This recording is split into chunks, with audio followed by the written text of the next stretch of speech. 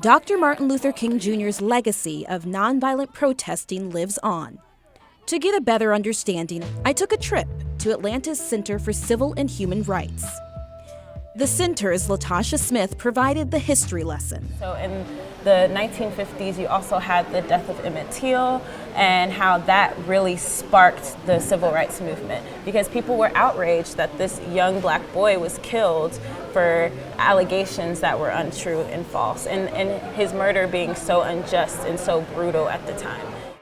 Till's death pushed King and others to develop more unified strategies of protest. That included the bus boycotts and the lunch counter sit-ins across the South.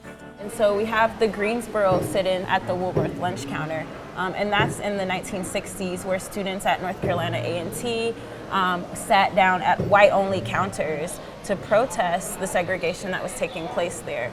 Sit-ins like these were conducted by college students. They endured racial slurs and physical violence just for the right to sit at the whites-only counters. The sit-in movement was a precursor to the March on Washington. The march inspired many with its peaceful show of solidarity and amazing speeches. But its leaders wanted more.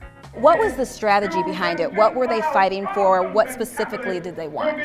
So the March on Washington was all about jobs and freedom and equality. And what a lot of people don't know is that there were a set of 10 demands that were created and that were drafted up that the protesters wanted to achieve. Though much has been accomplished since the march, at the time, opposition to change persisted, and so did violence.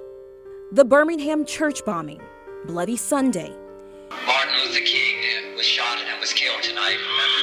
And the murder of the movement's leader set the country on fire.